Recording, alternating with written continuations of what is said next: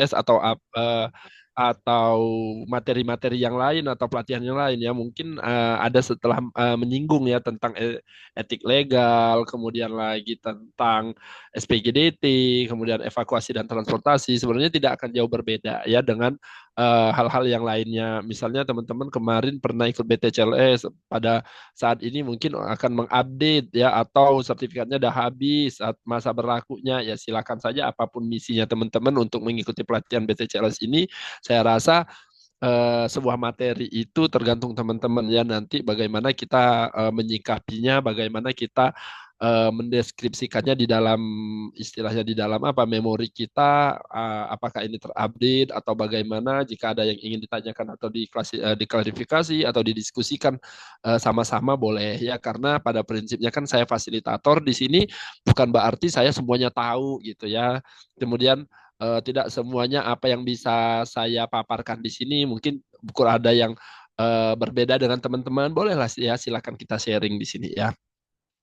Oke, saya akan memulai dari sesi yang pertama ini mengenai tentang etik legal ya atau aspek legal kegawat daruratan itu seperti apa dan peran kita sebagai perawat gawat darurat atau perawat yang berkecimpung di emergensi itu seperti apa ya. Jadi emergensi itu kan pada dasarnya bukan hanya milik apa ya, milik dokter atau tenaga-tenaga yang lain atau misalnya saya sebagai perawat di ruang rawat inap atau di HD ya, kemudian atau di OK misalnya. Kemudian apa di bagian administrasi sekalipun di manajemen ya. Nah, itu bukan berarti saya menghindari untuk emergensi gitu ya. Artinya di sini perawat ini dituntut untuk bagaimana skill kita harus update di dalam emergensi. Jangankan kita perawat yang memang istilahnya apa ya, yang memang sudah ada skillnya, yang sudah dituntut untuk bagaimana kita bersikap dan kemudian bagaimana kita melaksanakan tindakan emergensi, orang awam pun itu dituntut untuk bisa melakukan pertolongan pada pasien-pasien atau korban-korban dengan istilahnya apa, dengan circle-nya emergensi ya begitu. Jadi itu sudah diatur di dalam undang-undang. Nanti coba kita lihat di dalam etik legalnya ya seperti apa etik legalnya. Oke, sebentar.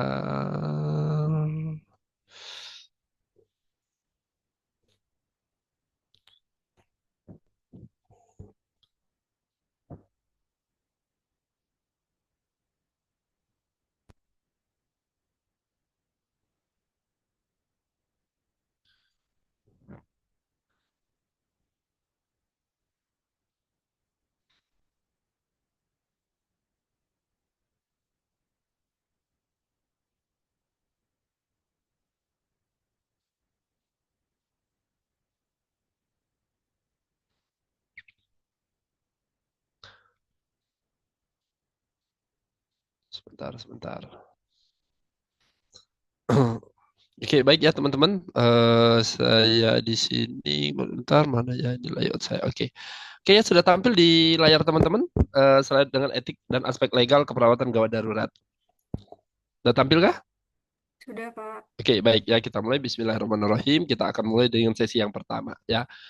Kalau kita melihat bahwa kita berbicara tentang etik dan aspek legal, maka kita akan berbicara ada dua sub di sini yang akan memperlihatkan bahwa apa yang harus kita kuasai dan apa yang harus kita cerminkan terhadap diri kita gitu. Yang pertama adalah etik, yang kedua adalah legal.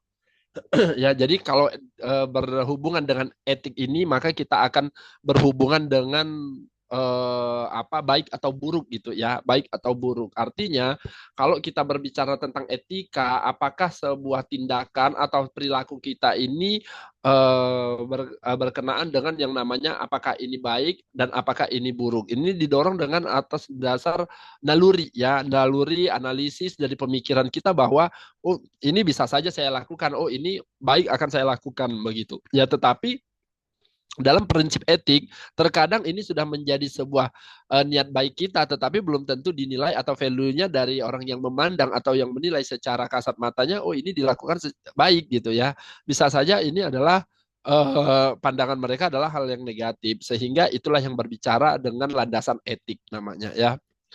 Oke. Nah, jika kita akan masuk ke dalam yang namanya etik dan legal di kegawat daruratan, maka kita akan mengetahui apa itu peran dan fungsi perawat dari dalam kegawat daruratan. Yang kedua, etik keperawatan gawat darurat itu seperti apa. Yang ketiga, aspek legal keperawatan gawat darurat itu seperti apa. Jadi, kalau kita sudah berkenaan dengan legal, berarti kita akan bernaung dengan yang namanya hukum atau payung undang-undang, aturan yang akan mengkoridori kita atau yang menjadi spionase kita, bagaimana kita melakukan sebuah peranan kita atau fungsi kita sebagai perawat yang dimana ini kita menjadi adalah seorang yang sudah ada jasnya itu yaitu profesi ya. Nah, kita akan melihat bahwa peran dan fungsi perawat di kegawat daruratan. Nah, sebenarnya peran perawat di kegawat daruratan itu elaborasinya sangat banyak gitu ya. Elaborasi itu adalah bagaimana tugas atau fungsi kita sebagai perawat itu banyak sekali. Yang misalnya sebagai pendidik, sebagai advokasi, ya kemudian lagi sebagai pembentuk lingkungan atau namanya role model, ya kemudian ada di dalam apa namanya berkecimpung di dalam triase, kemungkinan berkecimpung di dunia perbaikan stabilisasi atau psikis, ya kemudian lagi nanti berhubungan dengan asuhan keperawatan. Nah, hal-hal yang ini adalah elaborasi sebenarnya. Ya, elaborasi dari peran dan apa tugasnya perawat itu. Kemudian kalau kita lihat di mana peran perawat kita di dalam pelayanan keperawatan ini, bahwa kita itu dari dulu sampai sekarang itu adalah menjadi sesuatu atau profesi yang melakukan sebuah asuhan secara komprehensif gitu ya. Jadi di mana asuhan ini akan kita tegakkan, di mana asuhan ini akan kita lakukan, di mana asuhan ini adalah sebagai senjata ya. Senjata bahwa kita adalah berkecimpung di dunia kerja yaitu sebagai profesi gitu ya. Jadi di sebagai profesi ini adalah istilahnya bisa berdiri sendiri, ya bisa berdiri sendiri sesuai dengan kemampuan, keterampilan, teknik serta ilmu pengetahuan yang memang kita sudah emban gitu ya. Jadi, nah kalau kita sangkut pautkan dengan kegawat daruratan, maka di sini kita adalah profesi keperawatan ini memiliki peran bagaimana kita mampu, terampil dan melaksanakan sebuah teknik berdasarkan pengetahuan kegawat daruratan untuk menolong pasien-pasien yang memerlukan pertolongan sedini mungkin, ya begitu.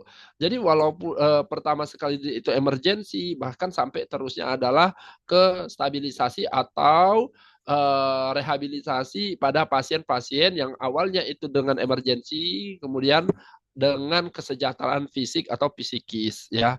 Nah, kita melihat peran fungsi perawat dalam kegawat daruratan, di mana perannya itu ada tiga. Yang pertama, kita mampu untuk melaksanakan sebuah triase, mau itu di hospital atau rumah sakit, di klinik, di puskesmas, di lapangan atau di disaster, ya itu kita mampu untuk melaksanakan itu triase.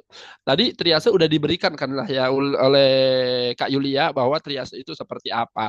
Nah, walaupun ada perbedaan antara disaster bencana, disaster di IGD, kemudian disaster triase di IGD, triase juga nanti ada di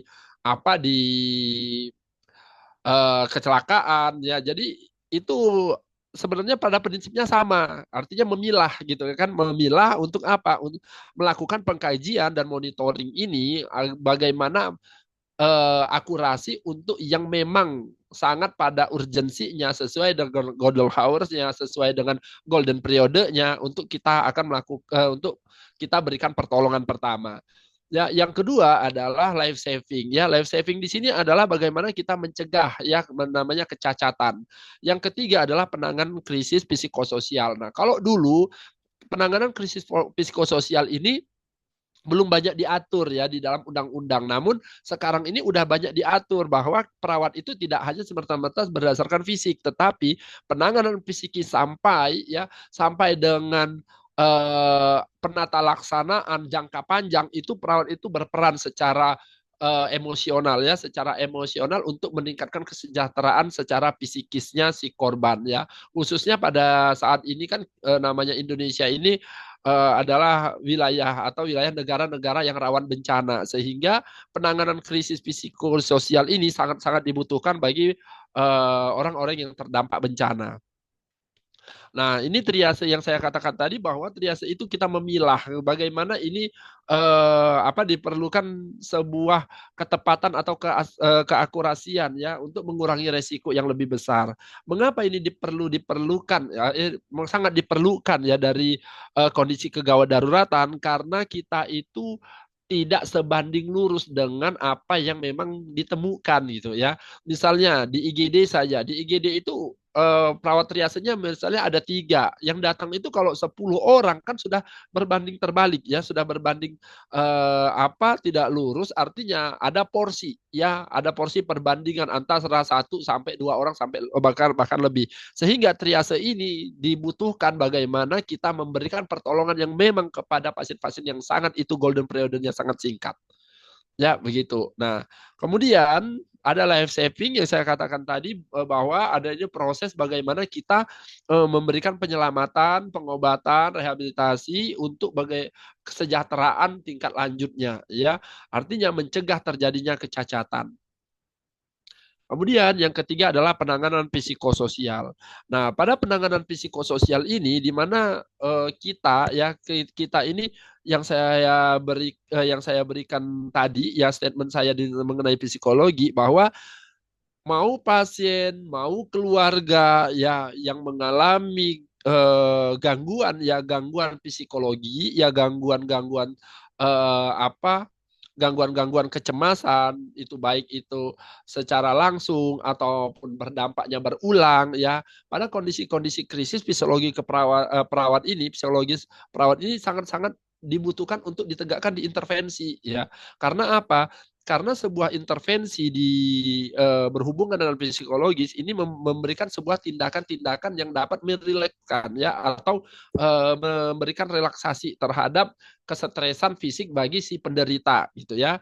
Baik itu kita lakukan memang secara observasi, kemudian kita lakukan tindakan terapeutik sampai kita memberikan edukasi bagaimana si pasien atau keluarganya ini sangat berdampak baik apa yang telah kita berikan intervensinya. Ya, nah, etik keperawatan gawat darurat ini kalau kita lihat bahwa sudah diatur di dalam organisasi kelembagaan gitu ya, di mana ada etika profesi ya yang sudah diatur di dalam kode etik keperawatan Indonesia ya, kemudian kode etik keperawatan itu sendiri di dalam PPNI atau lembaga ke profesi itu sudah dinyatakan bahwa pernyataan atau keyakinan mengenai kepedulian, nilai serta tujuan dari keperawatan itu sendiri. Jadi kalau misalnya kita merunut dari pertama statement saya yang di awal berhubungan dengan etik, maka kita akan berkecimpung dengan ini baik atau buruk gitu ya. Nah, itulah suatu pernyataan mengenai keyakinan dari benak kita bahwa apa yang kita lakukan ini baik atau buruk gitu ya. Nah, ini atas apa? Atas landasan kepedulian namanya atas landasan kepedulian. Jadi kalau misalnya nih kita tadi sudah dilakukan nggak BHD gitu ya, sudah materi BHD ya kalau nggak salah ya. Nah, kalau kita pada saat ini kan untuk melakukan CPR ya high quality-nya kan 30/2. Padahal kalau in hospital tidak bisa kita melaksanakan high quality gitu untuk 30/2 karena dua ventilasi atau melakukan ventilasi itu tidak dianjurkan, bukan tidak boleh gitu. Bukan tidak boleh, tetapi tidak dianjurkan. Sehingga ini akan mengikat yang namanya kode etik atau mengikat namanya keyakinan mengenai kepedulian. Apakah Anda mau atau tidak? Bagaimana proteksi diri Anda terhadap 3A, aman diri, aman lingkungan, aman pasiennya gitu. Nah, hal ini salah satu namanya yang sudah diatur kode etik. Walaupun di situ bahwa itu tidak dianjurkan, bukan tidak diperbolehkan, itu boleh saja teman-teman melakukan ventilasi gitu. Namun silakan teman-teman kaitkan dan balancekan dengan mana yang lebih beresiko antara proteksi diri dengan kita melakukan mengenai kode etik terhadap kepedulian gitu ya. Karena apa? Karena semuanya itu dianggap baik ya dianggap baik dan orang yang menilai pun itu kita akan memberikan sebuah edukasi atau memberikan sebuah sikap yang memang tidak bisa kita apa ya tidak bisa kita tutup satu-satu mulutnya gitu ya kita tidak bisa tutup satu-satu matanya sehingga apa yang menjadi pemahaman diri Anda tentang kepedulian atau kode etik ya itu silakan lakukan selagi itu tidak keluar dari prosedur mutlak atau prosedur yang fatal ya. Nah, bagaimana etik itu secara pengertiannya adalah suatu hal yang berbicara mengenai bagaimana seharusnya bersikap atau berperilaku dengan prinsip yang berkaitan dengan benar atau salah, baik dan buruk, melaksanakan segala sesuatunya. Nah, itu etik. Nah, benar dan salah ini akan bersangkutan atau berkaitan dengan yang namanya legal gitu ya kalau sudah berhubungan dengan benar dan salah.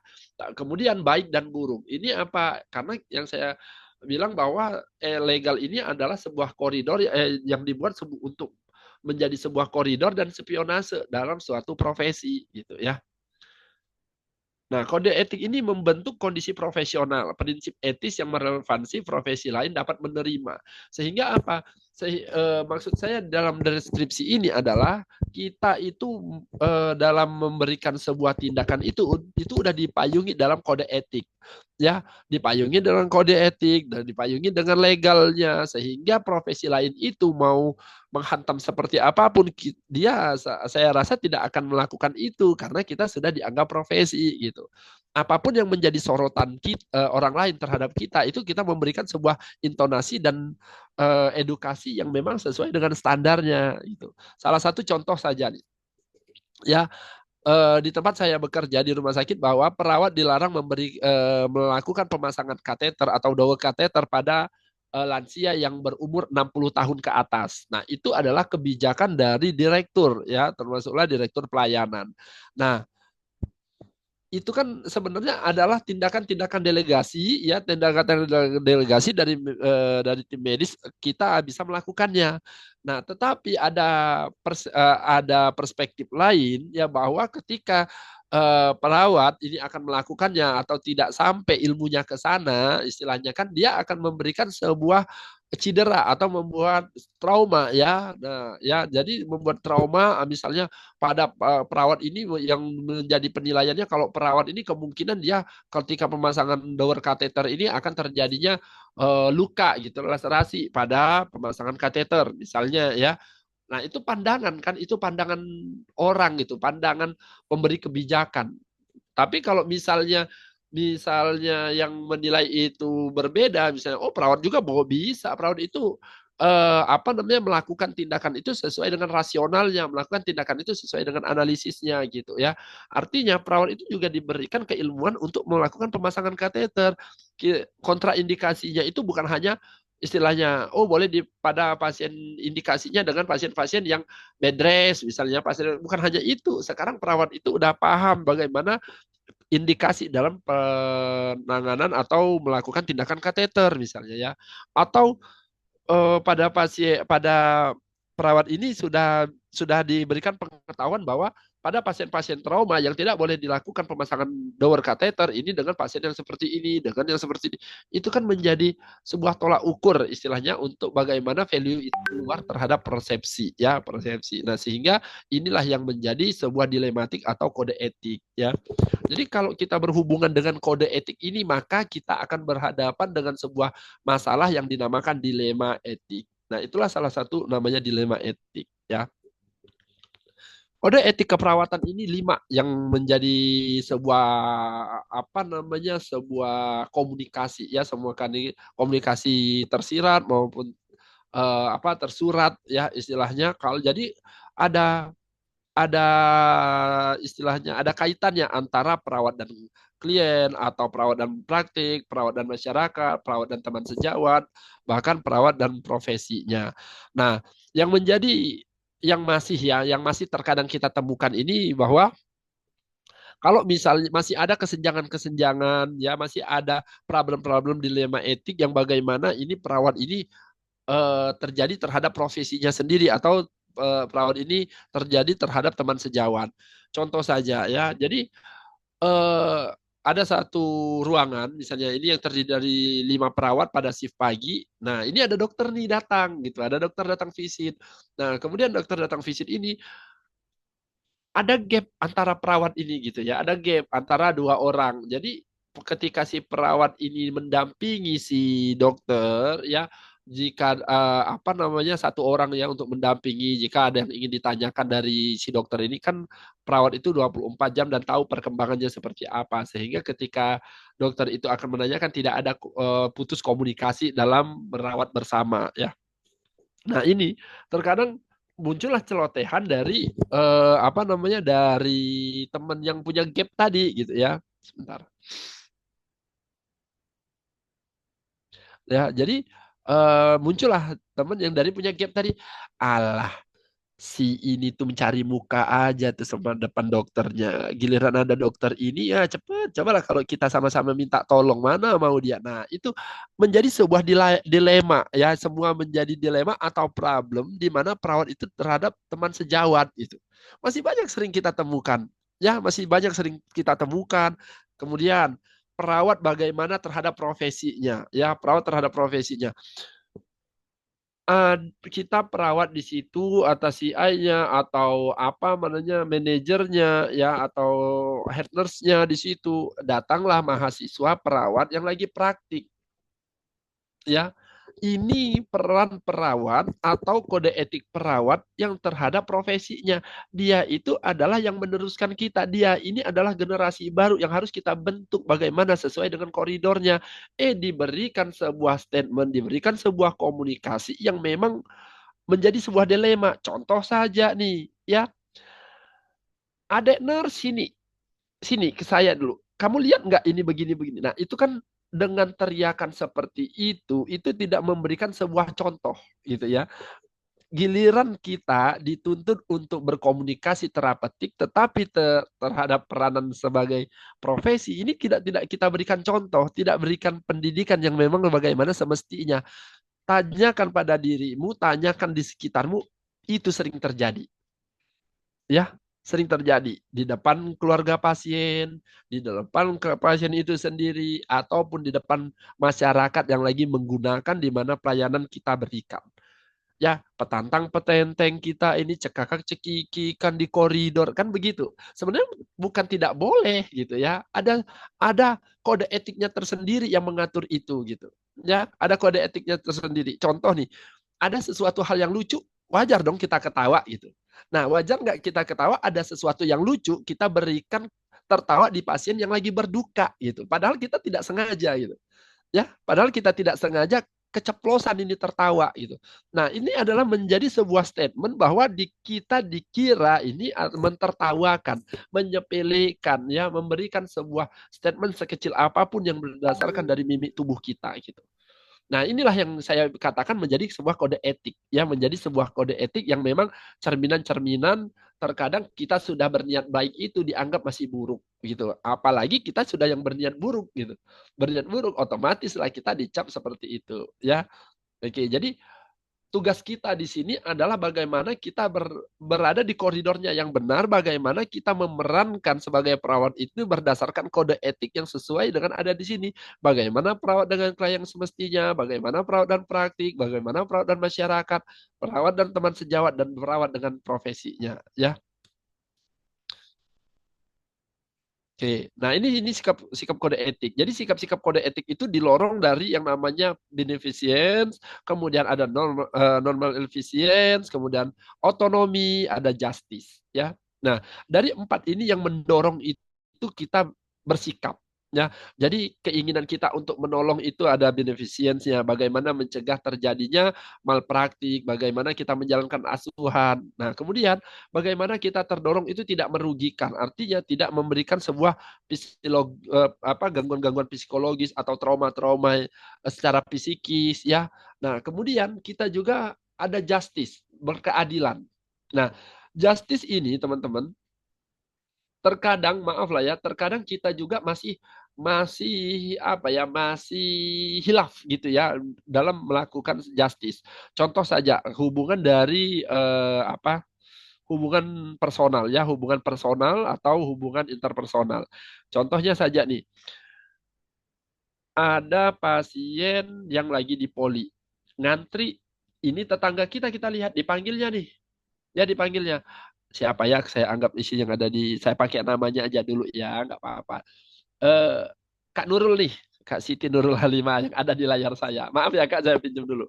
Nah, jadi saya Kak Nurul ya saya panggil ya. Jadi, Nurul, oh kau kan kerja di sini ya? Iya, iya Tante saya kerja sini. Iya, Nurul tolong bantulah Tante Nurul. Ini eh, udah lama, udah 1 jam lebih, udah 2 jam lebih Tante ngantri ya. Masih juga begini-begini. Oh iya, sebentar Tante ya saya cek dulu. Oh iya. Nah, mulailah ya kita berbuat baik tadi mau kan? Nah, sehingga masuklah ke dalam tahap apakah ini merugikan atau tidak merugikan gitu kan? Nah, kemudian masuklah justice, keadilan. Ketika itu kita berbuat baik, tetapi ini dalam kategori merugikan, maka kita akan mengeluarkan statement, oh tante tunggu aja di sini, nanti aku proses, aku bantu dari dalamnya, nanti aku kalau tante dipanggil langsung masuk aja. Padahal masih banyak di depannya yang ngantri. Kan begitu. Nah, itu adalah justice. Salah satu hubungan, ya, hubungan memandang hubungan personal namanya.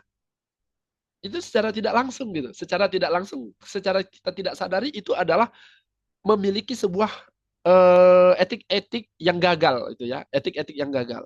Yang kedua adalah, yang terakhir adalah otonom. Ya, bagaimana kita memiliki apa namanya, memiliki tindakan atau sikap yang memang itu adalah memiliki kebebasan kita gitu. Ya, kebebasan kita untuk melakukannya. Nah, kebebasan kita melakukannya itu adalah memutuskan tadi bahwa kata Kak Nurul ini tadi, biarlah tante. Tante duduk sini, nanti aku yang proses di situ. Ya, nanti tante tinggal ini aja panggil. Nah, itu adalah sebuah otonom. Ini adalah kebebasan Nurul yang memiliki kebebasan dari Nurul ini melakukan hal yang seperti itu. Apakah Nurul menyalahi wewenangnya? Tidak, karena Nurul memiliki kebebasan untuk melakukan sebuah tindakan. Ya, apakah Nurul dikatakan perbuatan apa namanya tidak baik? Dia baik karena dia menolong di situ ya. Apakah dia merugikan orang yang ditolong? Tidak merugikan. Bahkan dia istilahnya apa? Menolong bagian apa? Menolong interpersonal. Tetapi yang dirugikan adalah orang-orang yang di depannya. Kan begitu. Nah, itu salah satu sikap-sikap etik dan dilema-dilema etik. Jadi kata Kak Nurul nih, mau ditolong nggak enak, ya mau ditolong ini nggak enak sama pasien lain, ditolong ini tetangga saya, ya. Artinya bagaimana sesakit apapun, semanis apapun kita memberikan sebuah koridor yang benar, ya, memberikan sebuah jalur-jalur yang benar. Jadi kalau dia sudah kita memberikan jalur-jalur yang benar, orang lain pun akan mencermin kepada kita itu hal-hal yang baik, ya. Lah, pertama memang kita akan percuma si Nurul itu kerja di situ nggak bisa bantu dia. Biar karena kita apa? Statement di awal memang seperti itu. Ya, tetapi kita tidak akan berubah sikap karena apa? Ada sesuatu yang bisa kita tolong tanpa merugikan orang lain gitu.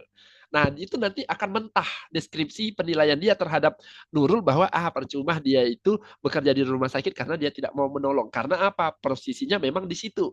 Tetapi ketika dia ditolong nanti posisi itu akan mentah. Deskripsi itu akan mentah dengan perilaku-perilaku Nurul yang akan berbuat baik dengan memang sesuai dengan koridornya. Begitu. Ya, itu namanya penormalan atau istilahnya sikap etik, ya. Oke, ini masalah-masalah etik udah saya contohkan, saya lewatin slide-nya. Nah, kita masuk ke aspek legal. Ya, kita masuk ke aspek legal. Jadi kalau sudah kita masuk ke aspek legal, kita runut tadi dari baik dan buruk, sekarang kita memang benar atau salah yang kita lakukan. Nah, contoh lagi Kak Nurul. Ya. Jadi makanya nanti saya runut itu ya. Mudah-mudahan Kak Nurul ya dapat pahala karena namanya dipinjam ya gitu. Nah, jadi dari etik tadi dengan adanya apa namanya baik atau buruk, maka dia akan merunut benar salah gitu. Ya, ketika ada sesuatu kejadian yang menjadi sebuah konkretnya atau terdeskripsi atau orang lain yang merasakan ketidakadilan, maka Nurul ini akan terjadinya apa? Terjadinya apa?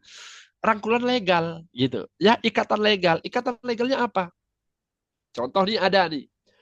Ibu itu perasaan yang datangnya jauh dari saya ya. Saya duluan nih katanya tuh. Tetapi karena dia menemui suster itu, saya nggak tahu namanya, dibantu. Jadi dia duluan yang datang.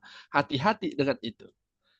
Dirunutlah ke aspek legal gitu ya. Dirunutlah ke aspek legal sehingga Hal ini yang akan memberikan sebuah statement bahwa ini benar atau salah, gitu ya. Nah, kita lihat aspek hukumnya dulu. Ya, jadi aspek hukum ini di mana kita ini sudah diatur. Nah, jadi nanti kita akan kerucutkan dengan aspek legalnya di kegawat daruratan ya. Nah, jadi aturan-aturan inilah yang akan memayungi kita, yang mengkoridori kita, kemudian yang memberikan petunjuk kita, kemudian yang menspionasekan kita bahwa kita itu tetap berada di jalur hukum itu. Ya, khususnya untuk penanganan-penanganan dengan tindakan-tindakan definitif atau tindakan-tindakan yang memang kita tegakkan di asuhan keperawatan. Kalau yang bantuan Kak Nurul terhadap pasien tadi atau keluarganya itu tidak kita berikan intervensi kan, tidak kita berikan catatan di dokumentasi keperawatan. Namun yang menjadi tolak ukur pertama sekali yang akan dilihat adalah aspek hukum sesuai dengan dokumentasi kita, yaitu asuhan keperawatan. Ya, baik itu dimulai dari pengkajian sampai pendokumentasian atau evaluasi yang kita buat, gitu ya. Nah ini ada hukumnya yang mengatur. Contoh saja nih, awalnya kita bukan tidak sesuai ya, tidak kita melangkahi poin-poin yang berhubungan dengan prosedur, misalnya SOP pemasangan kateter. Apa iya semua poin-poin itu kita lakukan? Ya, tidak mungkin. Ya, ada beberapa hal-hal saja. Nah, ketika kita sudah berkecimpung dengan yang namanya aspek legal, maka kita harus paham dengan urutannya. Ya, jadi kalau kita sudah di badan hukum, sudah ada di ini, kita akan ditanya, coba saya minta, coba jelaskan bagaimana pemasangan kateter. Ya, mulai dari pertama kan dari persiapan kita bagaimana, kemudian kita melihat indikasi dan kontraindikasinya, kemudian kita lihat catatan apa istilahnya order ya, ya catatan timbang terima ya. Nah, hal-hal yang ini akan kita ini padahal di dunia realnya kita tidak sedetil itu gitu loh. Ya, kita tidak sedetil itu. Cuma kita lihat ketika kita jadi perawat ini, oh ordernya apa pasien ini mau diapain selanjutnya gitu.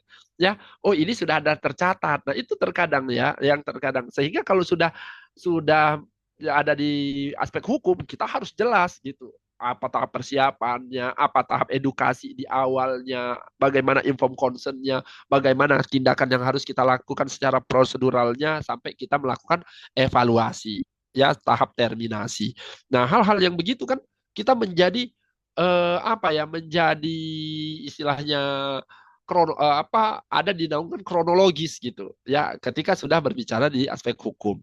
Nah, begitu juga kalau kita di kegawat daruratan gitu.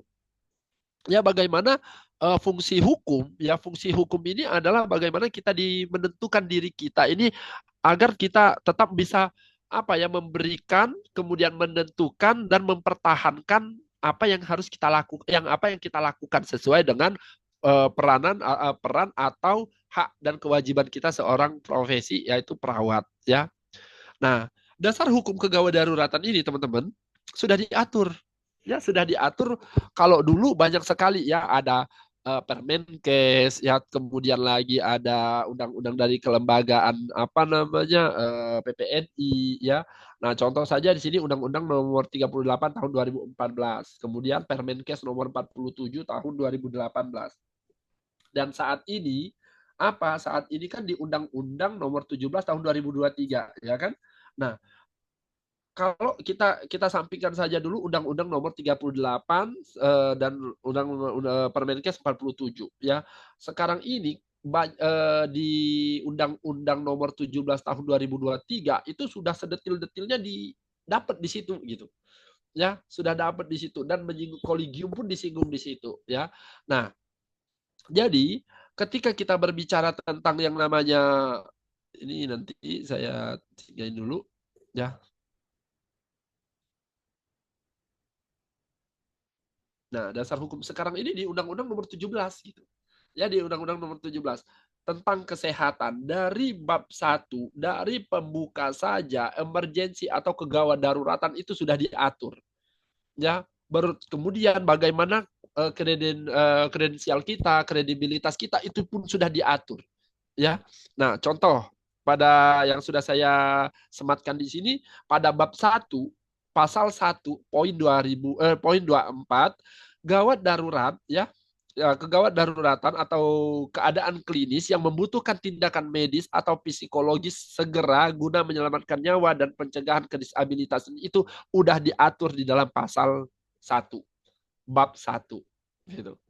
Ya, yang kedua, dalam keadaan gawat darurat atau keadaan darurat, setiap fasilitas kesehatan wajib memberikan pelayanan kesehatan untuk menyelamatkan nyawa. Ya, pencegahan kedisabilitasan lanjut, kemudian kepentingan terbaik bagi pasien. Dan ayat 2-nya berbunyi, fasilitas kesehatan dalam memberikan pelayanan pada bencana dilarang menolak. Ya, jadi sedetil apapun yang menjadi komen dari viralnya pasien, kemudian catatan-catatan media mengenai adanya pasien terlantar, penolakan, nah itu menjadi sebuah titiknya perlu dijelaskan gitu ya, perlu diklarifikasi. Karena apa? Inilah aturannya. Ketika itu menolak, maka beberapa undang-undang itu akan menyoroti, terutama adalah undang-undang terbaru, yaitu dengan yang Undang-Undang Nomor 17 ini. Anda melanggar gitu ya. Ketika Anda melanggar berarti Anda sanksi gitu kan. Ada aturan ketika dilanggar pasti ada sanksi, ada hukuman gitu ya. Nah, kemudian kita lagi lihat pada pasal 174 di mana ayat 1 dinyatakan bahwa fasilitas kesehatan atau masyarakat wajib memberikan pelayanan kesehatan bagi seseorang yang berada dalam kondisi gawat darurat untuk mendahulukan penyelamatan nyawa dan mencegah kedisabilitasan. Nah, ini fasilitas kesehatan atau masyarakat ini wajib memberikan pelayanan. Artinya, ketika masyarakat ini terdorong atau berkomentar bahwa oh itu kenapa didahulukan. Nah, ini masyarakat ini wajib ya memberikan keikhlasannya, memberikan keridoannya ya, memberikan istilahnya peluang yang terlebih dahulu terhadap pelayanan kesehatan bagi orang yang mengalami kondisi gawat darurat begitu. Dan kemudian itu juga di sini terdeskripsi bahwa masyarakat itu wajib menolong gitu. Ya wajib menolong untuk memberikan pelayanan kesehatan masyarakat. Bayangkan masyarakat di sini, bukan tenaga kesehatan. Ya, apalagi dengan pasal 238 mengenai tenaga kesehatan darurat bencana. Ya. Jadi kalau di sini dari masyarakat saja yang dideskripsikan wajib untuk menolong dengan orang-orang yang mengalami kegawat daruratan, apalagi mengenai tenaga kesehatan khususnya untuk darurat bencana. Ya, gitu. Nah, kemudian pasal di 258 pelatihan dan atau kegiatan peningkatan kompetensi diselenggarakan oleh pemerintah pusat atau lembaga pelatihan yang terakreditasi oleh pemerintah pusat. Artinya pada saat ini kan teman-teman mengikuti BTCLS di EMT 911 ya. Nah, jadi 9 ya. Jadi apa ya maksudnya?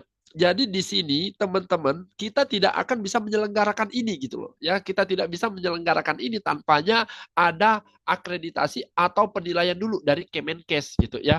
Nah, bisa nggak orang yang belum terakreditasi atau lembaga yang terakreditasi melakukan penyelenggaraan ini? Boleh, silakan, tetapi dia harus mengampu gitu ya, dia harus mengampu pada lembaga-lembaga yang akreditasi, yang sudah terakreditasi. Karena apa? Butuh pengawasan, butuh apa tuntunan ya bagaimana penyelenggaraan yang sebaiknya gitu. Nah, apalagi sekarang satu pintu. Jadi lembaga organisasi profesi itu tidak akan mengeluarkan apa tidak akan mengeluarkan SKP gitu ya, tidak akan menilai gitu, tidak akan menilai. Menilai itu sudah ada di satu pintu, yaitu dibagi di Kemenkes bagian di mutunya gitu ya. Nah, hal inilah yang menjadi sebuah apa ya, sebuah cakupan yang baik menurut saya gitu ya. Jadi tidak ada yang contoh saja dulu ya di ini ya di yang namanya PPNI ya, memang PPNI, saya pun di PPNI. Nah, apa ya, ada statement masyarakat bahwa ya ada statement masyarakat bahwa kalau misalnya saya yang mengajukan permintaan SKP nih pada seminar ini dengan 3 pembicara, kami cuma diberikan 2 SKP. Coba tuh giliran mereka menyelenggarakan, ya giliran mereka menyelenggarakan, padahal pembicaranya cuma 2 dan itu pun pembicara lokal, SKP-nya 5 gitu. Nah, keluar statement-statement begitu gitu ya, keluar statement-statement begitu. Kemudian lagi nih, apa namanya? Coba kalau kita meminta SKP untuk penyelenggaraan BTCLS. Ya ampun, sudah sebulan masih aja belum keluar tuh SKP. Ya, pembayarannya juga begini, satu SKP-nya begini, satu SKP-nya begini. Coba kalau kita orang dalam yang menyelenggarakan, ya orang dalam menyelenggarakan SKP-nya hari ini, flyer keluar, kemudian seminggu lagi mereka melaksanakan, udah keluar tuh SKP-nya. Nah, kan seperti itu. Jadi ada hal-hal yang menjadi notisnya apa teman-teman ya itu dari organisasi profesi ada ketidakpuasan artinya. Dan itu bukan hanya pada profesi kita, profesi lain pun begitu gitu. Ya bahkan lebih parah-parahnya lagi itu mengenai STR ya kemudian bagaimana cara memperpanjang STR itu bukannya menjadi sebuah keuntungan sebenarnya menjadi sebuah kerugian. Kenapa? STR itu sudah ada diperpanjang lagi. Oh ini apa lagi? Nah, sehingga dapatlah analisis, adalah pertemuan, adalah sebuah surveillance bahwa STR itu tidak perlu diperpanjang. Yang perlu diperpanjang itu adalah SIP. Nah, kemudian SIP ini kan adalah sebuah rekomendasi di mana tempat dia bekerja. Karena apa? Dia yang akan memberikan sebuah statement itu bahwa lagi-lagi nih saya mohon maaf saya menggunakan Kak Nurul nih. Kak Nurul bekerja di sini. Ketika Kak Nurul baru mau first ya baru istilahnya baru mau membuat SIP, maka Kak Nurul akan meminta rekomendasi itu, mengupload itu sehingga Kak Nurul itu tercatat di sini tempatnya. Kan begitu. Tapi kalau di rumah sakit itu apa di rumah sakit itu udah yang dulunya itu di apa ya di koordinir, sekarang kan kita sudah punya satu sehat. Jadi satu yang akan kita upload gitu. Ya, tinggal minta saja ya rekomendasi bahwa kita adalah perawat di situ, kemudian kita bisa ngupload sendiri. Ya, bisa ngupload sendiri. Kalaupun misalnya dari bagian manajemen bisa mau membantu, ya lebih baik gitu. Ya, lebih baik. Nah, jadi silakan. Jadi sekarang ini udah enak gitu. Udah teman-teman sertifikat di print gitu ya, tidak perlu mengumpulkan sertifikat harus ada dokumen-dokumen begitu dan cukup satu PR-nya tahu email, tahu passwordnya, ya, maka akan dibuka dimanapun bisa, kemudian mau di print di sana pun bisa, bebas. Yang sekarang ini yang masih belum merata ini adalah bagaimana apa ya melamar kerja menggunakan soft file, ya, kan masih juga ada mengirimkan berkas kan. Kemudian, oh mengirimkan berkas paling lambat sekian itu. Nah, padahal yang kalau di luar negeri sana udah sistem ini dia sudah sistem soft file ya. Jadi ketika dia datang ke sana dia sudah dianggap untuk tes terakhir. Nah, tes terakhir itu dia ditanggung gitu ya. Jadi siapapun yang mau bekerja itu tidak mesti dia harus datang dulu gitu. Dan tidak harus datang dulu. Jadi kemudian tiba-tiba dia tidak diterima kan udah rugi. Yang pertama udah rugi biaya. Nah, pada saat ini itu udah bisa dilakukan wawancara melalui offline, apa online, kemudian apa berkas-berkas sudah soft file, ya begitu. Nah, tinggal bagaimana pengujian dari kredibilitas dan apa namanya aktualnya tentang apa yang sudah dikirimkan begitu. Apakah ijazah ini benar? Kan sekarang sudah bisa siapapun itu bisa bisa apa bisa melihat bahwa nomor ijazah itu diakses itu benar nggak dia ada di situ. Nah, misalnya saya mengirimkan ijazah ini nih S2, nanti dari verifikasi orang yang tempat bekerja dia akan memasukkan nomor itu gitu. Nomor ijazah dan akan keluar itu nama kita di PD Dikti. Ya. Nah, itu yang sekarang sudah canggih ya dengan ijazah. Itu pendidikan formal. Bagi gimana dengan pendidikan non formal gitu kan? Pendidikan non formal. Bagaimana melihat bahwa apa soft file ini ya sertifikat BTCLS ini asli nggak? Ada nggak dia itu? Jangan-jangan diedit kan begitu? Jangan-jangan diedit nama. Nah ini yang masih berada di bukan di koridornya gitu, bukan berada di template-nya. Harusnya BTCLS ini orang sudah bayar mahal-mahal gitu ya untuk melakukan BTCLS pelatihan dan orang di oknum itu tinggal di apa diedit, di download, diedit nama, udah kirimkan Nah, karena apa? Karena tidak bisa terdeteksi nomornya begitu ya. Nah, harusnya itu juga bisa terdeteksi untuk memverifikasi dokumen gitu ya. Oh, benar nggak Kak Nurul ini memang ikut BTCLS-nya di periode sekian pada sekian gitu kan. Oh, ternyata namanya tidak terdaftar, artinya dokumen ini palsu gitu kan. Oh, benar terdaftar, artinya dokumen ini resmi. Kan begitu. Nanti insya Allah lambat laun lah ya pemerintah kita akan memberikan hal-hal yang seperti itu. Nah, kemudian selanjutnya itu di pasal 275 tenaga medis dan tenaga kesehatan wajib memberikan pertolongan pertama kepada pasien dengan keadaan gawat darurat. Nah, ini nggak usah lah, ini yang sudah saya bayangkan tadi adalah masyarakat. Masyarakat aja wajib untuk menolong dalam dalam keadaan kegawat daruratan, apalagi tenaga medis atau tenaga kesehatan lainnya, ya. Nah, ini sanksi. Ya, jadi kalau kita melihat sanksi di sini, ya ada sanksi ringan, ada sanksi sedang, dan ada sanksi berat. Jadi sanksi-sanksi ini belum masuk ke dalam sanksi-sanksi pidana gitu. Ya, belum sanksi-sanksi pidana, belum sanksi-sanksi melihat kerugian dari mata hukum pidananya atau KUHP-nya. Tetapi ini sanksi-sanksi berdasarkan undang-undang dari nomor 17 tadi 2023. Kalau misalnya Kak Nurul tadi melanggar di undang-undang 17 tadi, mau diapain ini sanksinya berdasarkan sanksi yang tertera di dalam undang-undang nomor 17. Nah, contoh saja ini tetap dilaporkan, maka si A tadi, saya nggak mau ngomongin Kak Nurul tentang jelek-jelek nih ya. Jadi anggaplah si A tadi ya melakukan tindakan-tindakan yang mengandung kriminal, maka dia akan dilakukan sama seperti sanksinya, sanksi berat ya. Ada jalur hukum atau ada pihak lain penegak hukum yang akan melakukannya. Kan begitu. Ya, jadi bukan ini sangat ringan sekali ya sanksi pelanggaran ringan berjanji ini meminta maaf, kemudian sanksi sedang meminta maaf ini di materai, kemudian ini oh tidak belum tentu ya tergantung siapa yang menuntut, siapa yang kena tuntut gitu ya. Kalau di apa namanya dituntut itu ternyata tidak mengandung kriminal, maka cukup dengan mediasi ya di KUHP itu cukup dengan mediasi.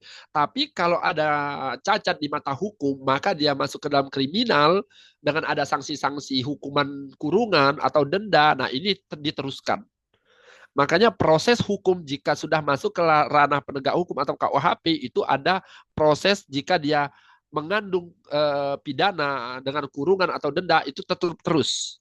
Tapi kalau itu hukumnya perdata atau tidak mengandung kriminal atau tidak ada yang dirugikan secara material ya maka itu dilakukan mediasi dan penuntut boleh mencabut tuntutan begitu ya. Oke, mungkin itu saja yang bisa saya berikan di sesi yang pertama. Ya, jika ada yang ingin ditanyakan silakan. Kalau tidak ada, kita masuk ke sesi yang berikutnya, yaitu tentang SPGDT. Saya izin stop share. Mas Made, kita teruskan aja dulu ya. Nanti akumulasi saja. Kalau ada yang ingin ditanyakan, boleh silakan ya. Nanti di sesi-sesi akhir ya. Karena sampai dengan saat pada sore hari ini, teman-teman akan berduel maut dengan saya yang ada di sini ya sampai dengan tutup Zoom ya sampai Mas Made ya. Siap. Oke, ya. Dilanjutkan, Mas. Lanjut ya. Sebentar.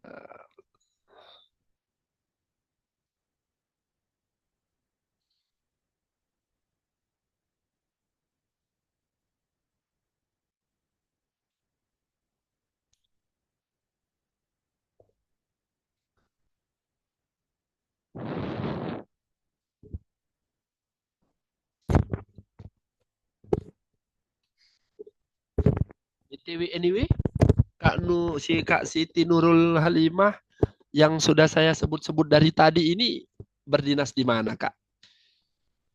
Izin Pak, saya dari Hermina Pak. Dinasnya di IGD Pak.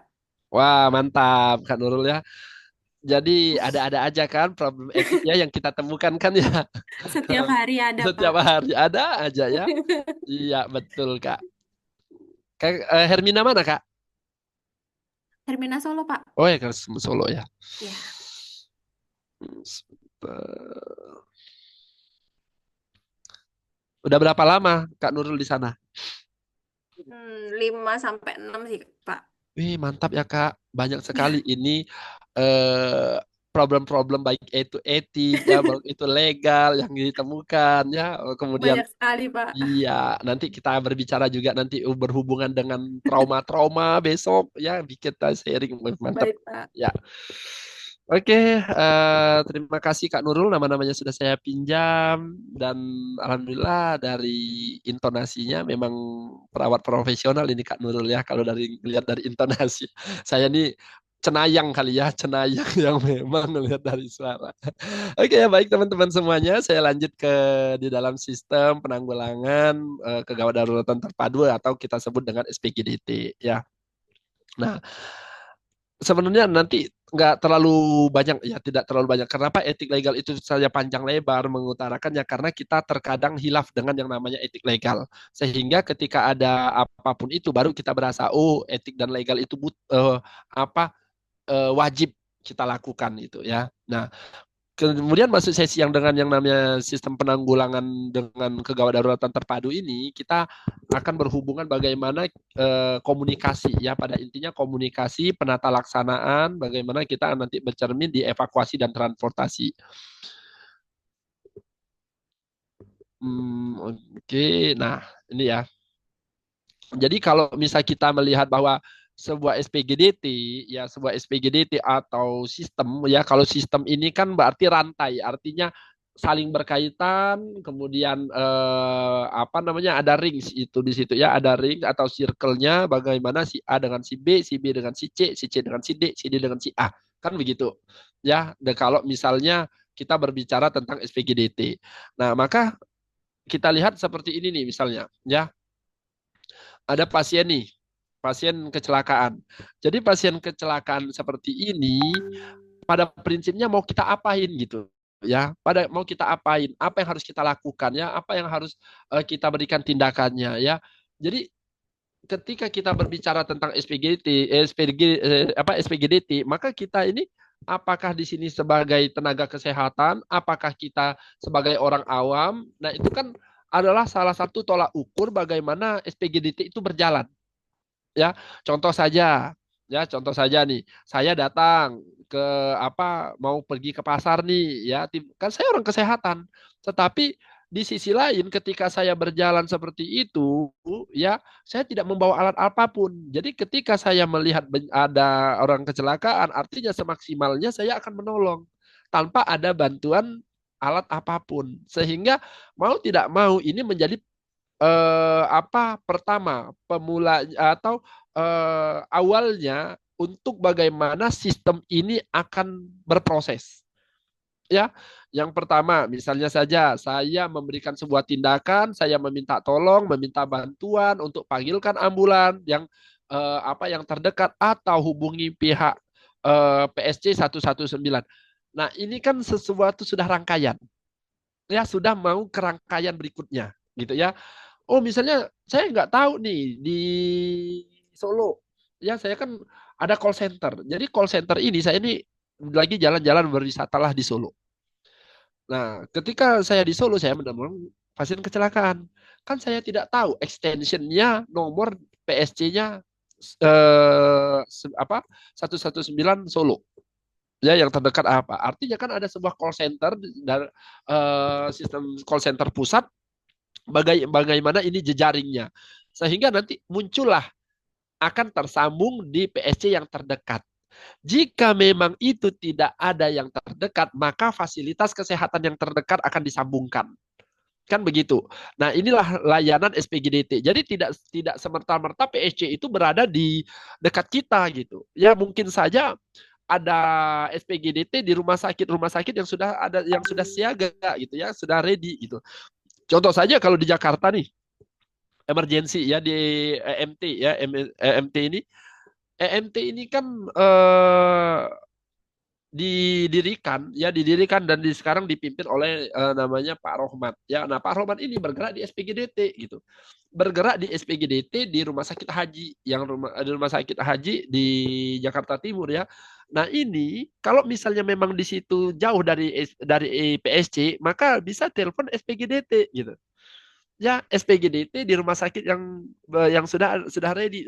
Nah, ini sudah terkoordinir. Yang awalnya kita menelpon PSC 9, apa namanya, PSC 119, ternyata jarak kita terlalu jauh ya dari lokasinya PSC, maka kita akan disambungkan dengan SPGDT rumah sakit yang terdekat. Ya, begitu. Nah, sehingga apa? Dapatlah ilustrasi bahwa nah, apakah kita harus membawanya dengan mobil yang seperti ini? Apakah yang seperti ini gitu ya? Makanya ini adalah sebuah tindakan gitu ya, tindakan gitu ya, tindakan apa yang harus kita lakukan selanjutnya gitu ya. Jadi kalau kita tidak paham dengan SPGDT, maka kita akan melakukan ini ya sedemikian rupa inovasinya gitu ya. Padahal kita cukup menstabilkan si pasien, kita melakukan tindakan pertama di tempat, kemudian kita sambil menunggu bantuan datang. Itu kan yang sebaiknya gitu. Bukan kita mengangkat, kemudian kita membawanya dengan transportasi yang tidak memadai, bahkan mencederai, ya maka apa yang akan kita terima di rumah sakit ini pasien bisa saja DOA. Ya, karena apa? Pertolongan pertama itu, ya orang yang menemukan pertama itu adalah orang yang menentukan tindakan selanjutnya, ya, yang menentukan jangka panjangnya. Makanya ketika ada pasien kecelakaan di depan, tiba-tiba ditolong oleh orang-orang yang tidak yang belum ada skillnya, yang memang belum mumpuni, ya tidak prosedural, maka apa? Ini akan terjadi multiple gitu ya. Ada terjadi multiple problem. Contohnya saja dia terbalik nih, bermotor, tidak menggunakan helm. Tiba-tiba pasiennya cepat-cepat minggir, dibawa ke pinggir, diangkut. Atau apalagi misalnya kecelakaan bermobil, pasiennya mengerang, sakitnya tolong sambil gedor-gedor kaca mobil. Dibuka safety belt-nya, diangkut, dipinggirkan. Nah, itu kan istilahnya bukan prosedural sebenarnya, tapi niatnya baik gitu. Niatnya baik menolong. Nah, ketika dia dibawa ke rumah sakit dengan bermotor, dengan mobil, pasien kita terima dengan cardiac arrest. Ya, cardiac arrest, multiple trauma, ya sudah komplikasi, ya sudah complicated banget gitu ya. Jadi ujung-ujungnya pas kita pasang monitor, ya udah PEA gitu ya. PEA. Jadi ujung-ujungnya masuk algoritma PEA. Makanya ini tergantung orang yang menolong pertama. Sehingga apa? Sehingga kita sebagai nakes ini, instansi-instansi ini harusnya ditekankan memberikan sebuah pengabdian masyarakat, ya khususnya di sekitar, ya dengan durasi jaraknya dengan jarak berapa sekian mil, itu adalah bebannya instansi kesehatan, baik itu rumah sakit, puskesmas, kemudian lembaga-lembaga kesehatan untuk memberikan edukasi first aid, edukasi pertolongan pertama, sehingga orang-orang yang ada di sekitar situ itu apa layak untuk menolong gitu ya. Jadi nggak usah jauh-jauh deh, cleaning service, security, rumah sakit, terkadang dia tidak tahu bagaimana cara menolong pasien-pasien dengan kecelakaan misalnya, cardiac arrest. Contoh lagi nih, kadang ada rumah sakit security-nya belum terlatih, belum dikasih pendidikan edukasi yang bagaimana cara memberikan pelayanan pada pasien-pasien yang ada di IGD.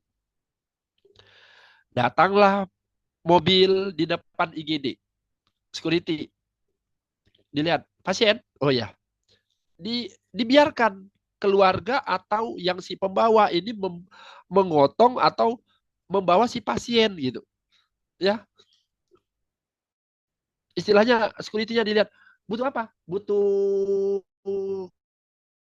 kursi roda atau berangkar gitu. Ditariklah sama security-nya. Padahal kalau mau pelayanan yang bagus, ya pelayanan yang bagus itu kalau ada pasiennya di dalam kendaraan itu tinggal dilihat oleh security. Ada pasiennya mana? Oh ini. Oh kalau bukan pasien silakan terus melaju dan tidak ada mobil yang berhenti. Ya. Kalau misalnya ini pasien kecelakaan, kita lihat pasiennya. Langsung panggil perawat triasenya. Nih, pasien kecelakaan, 2 orang, 3 orang, dan sebagainya. Misalnya, pasien ini nih, kelihatan ini. Jadi, yang jemput bola itu adalah bukan hanya security, tetapi perawat triasenya. Ya, mungkin ada pertama dia multiple trauma, masuk ke dalam mobil. ditolong. Tiba-tiba keluar dari mobil masuk ke IGD, dibopong juga. Jadi dua kesalahan yang fatal, padahal sudah di area rumah sakit. Harusnya perawat triase itu melihat menjemput bola dengan membawa emergency kitnya gitu. Contoh yang dia bawa apa? Oh, dia yang bawa itu misalnya Nekolar, ya. Oh, dia yang bawa itu apa misalnya scope atau LSB. Nah, hal-hal yang seperti itu yang harus dilakukan sebenarnya gitu. Ya, jadi melakukan tindakan itu bisa kita lakukan di dalam mobil sebelum kita memberikan sebuah evakuasi gitu. Sebelum kita memindahkan. Itulah fungsinya sebenarnya bagaimana pelayanan itu secara prima kita lakukan. Toh pada definisinya masih saja perawat-perawat yang di IGD atau di triase itu pasiennya yang datang sendiri berjalan gitu ya. Atau sudah ada di atas berangkar baru kita ada, bukan, harusnya kita ikut membantu si pasien ini bagaimana yang sesuainya gitu ya. Kan kita apalagi orang lain yang tidak belum memahami bahwa oh ini bakal fraktur servikal enggak, oh ini ada trauma kapitis kagak, oh misalnya oh ini ada apa namanya, ada apa namanya cedera spinal enggak, kan begitu yang harusnya ya. Nah, oke, ini lanjut saja. Nah, oh nanti saya bagan ya. Jadi SPGDT itu ada dua nih, ada SPGDTS, ya, ada SPGDT dia B. Jadi di mana sistem komunikasi ini tetap ada, ya. Kemudian itu komunikasinya dilakukan oleh masyarakat awam atau petugas medis atau pelayanan ambulan. Tetapi fungsinya itu sama, time saving is life and living saving, ya. Jadi hal ini komunikasi ini dilakukan untuk memberikan sebuah pertolongan pertama dan untuk mencegah terjadinya kecacatan.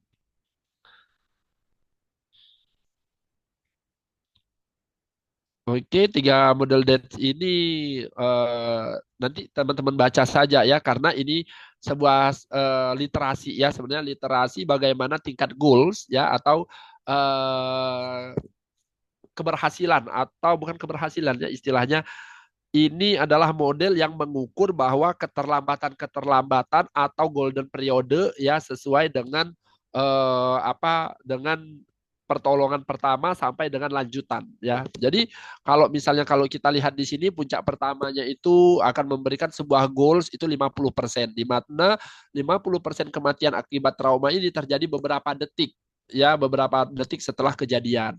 Kemudian kalau misalnya puncak kematiannya 1 sampai 2 jam atau di lokasi itu terabaikan 1 sampai 2 jam, maka yang bisa tertolong itu sebanyak 35% ya. Jadi 35% kematian ini terjadi 1 sampai 2 jam setelah trauma. Nah, kemudian yang ketiga adalah minggu ya, di mana ini 15%, di mana 15% kematian terjadi beberapa hari atau beberapa minggu setelah kejadian. Nah, ini dinamakan IRS, bagaimana Integrated Emergency Response System-nya, dan bagaimana SPGDT-nya ini akan dimulai gitu ya. Jadi SPGDT ini kan gerak cepat. Jadi gerak cepat, gerak tanggap, gerak akurat. Jadi inilah yang dimaksud dari tingkat goals itu. Ya, jadi secepat-cepatnya artinya eh, tim dari SPGDT itu bukan berarti tim-tim yang baru-baru gitu ya, yang baru-baru yang asal cuma bisa nyetir, yang kemudian bisa hanya menolong, tetapi di sini adalah orang-orang seperti sopir ambulan ini orang-orang yang sudah terlatih. Kemudian orang-orang yang berada di ambulan ini orang-orang yang tahu bagaimana sistem manajemen gawat darurat dan ambulan. Dan minimal contohnya saja kalau misalnya nih teman-teman di sini belum pernah training di ambulan ya, maka teman-teman akan kebingungan tindakan-tindakan yang harus dilakukan di dalam ambulan, termasuklah adalah alat-alat ya, alat-alat yang harus disambungkan kemana, kemudian ini tempat penyimpanan di mana, dan ini apa bangku ini bisa diapakan gitu, penyimpanan obat seperti terlalu emergency itu bagaimana cara penyimpanannya, bagaimana cara mengupnya begitu ya. Nah, jadi kalau tidak ada pelatihan-pelatihan dengan apa namanya dengan sistem ambulan, maka itu tidak tidak bakal tepat, tidak bakal akurat gitu. Walaupun dia adalah seorang S2, S3 yang spesialis ya, spesialis kalau belum pernah berkecimpung di pelatihan ambulan kegawat daruratan, maka dia akan melongo doang gitu. Ya, pasien dirujuk, tapi dia belum pernah ada apa namanya pendampingan di apa pembelajaran pelatihan pendampingan pasien rujukan di ambulan, maka yang dia akan lihat adalah apa namanya bukan yang akan dia pantau bukan ini, bukan pasien, tetapi pemandangan di luar mobil, ya jalanan yang akan dilihat ya, kemudian apa namanya keramaian begitu. Padahal yang ketika dia mendampingi pasien rujukan itu fokus matanya cuma ada di pasien itu gitu. Ya, mau di luar itu seperti apa, pusatnya dia ada di pasien tersebut ya.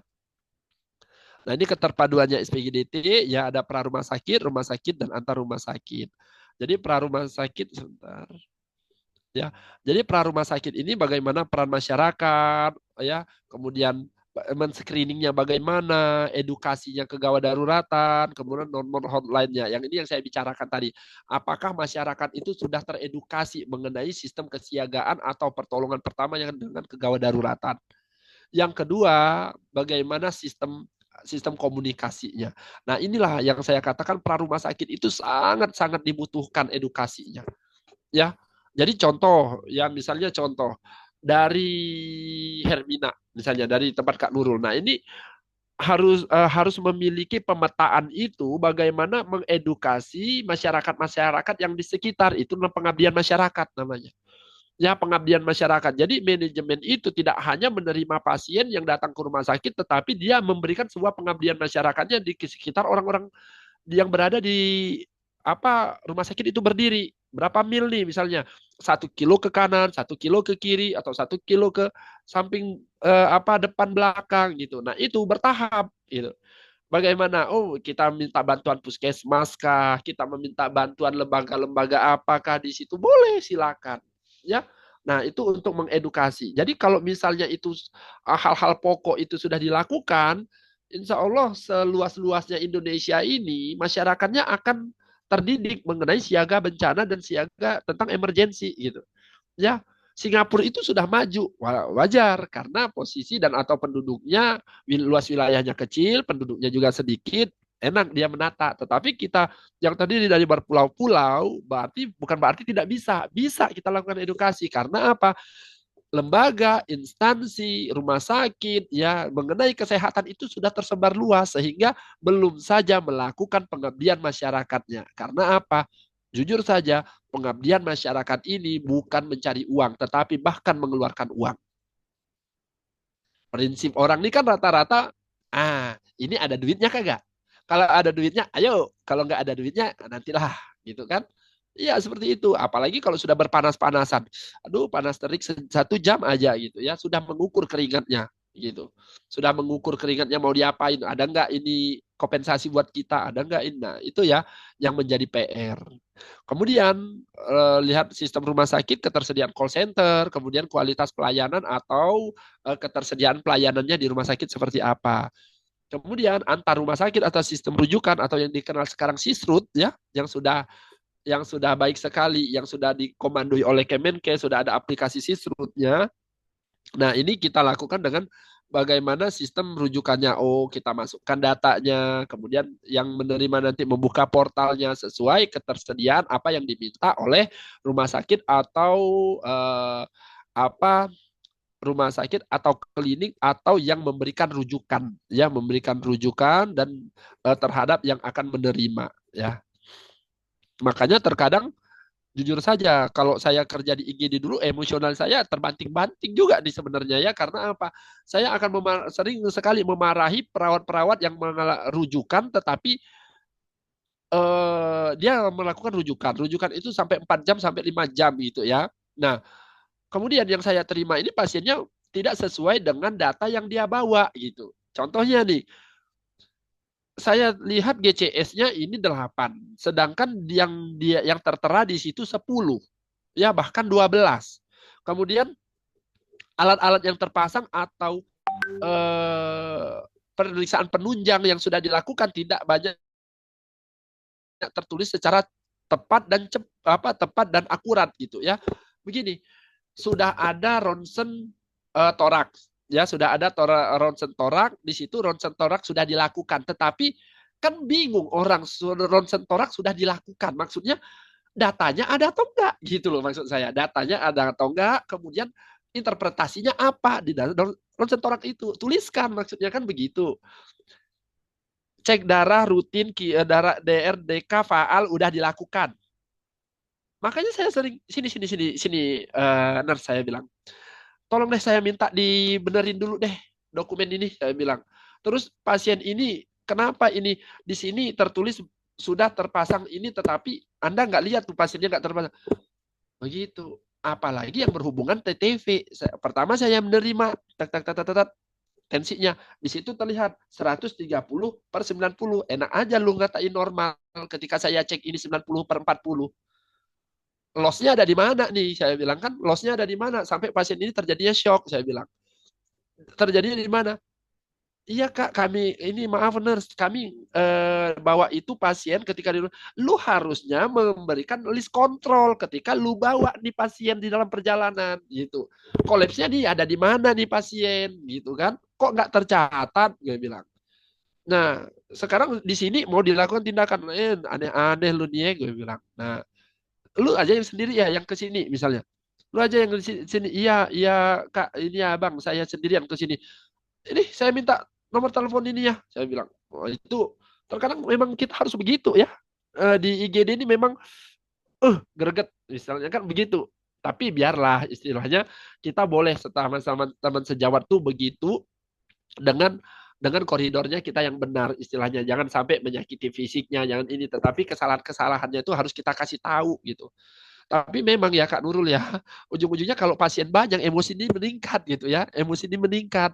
Yang penting jangan sampai terjadi sama pasien kita aja, sama keluarganya. Itu fatal banget. Tapi kalau sama-sama teman sejawat nggak apa-apa lah ya. Karena apa? Kalau dia nggak nerima, ya inilah karakternya kita.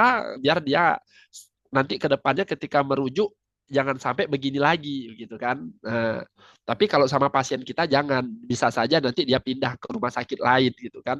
Bahkan dia nanti tidak merasakan pelayanan yang terbaik yang akan kita lakukan gitu. Karena di rumah sakit itu tidak semua sisi itu buruk gitu ya. Gitu. Karena saya berbicara sama Kak Nurul ini, kenapa Kak Nurul juga di IGD dan di layar saya ada Kak Nurul di sini gitu. Ada Kak Nurul. Oke ya. Ya, kemudian pelayanan medik pra rumah sakit, ya itu ada PSC, ada Brigade Siaga Bencana, pelayanan ambulan, komunikasi pelayan pada keadaan bencana ya.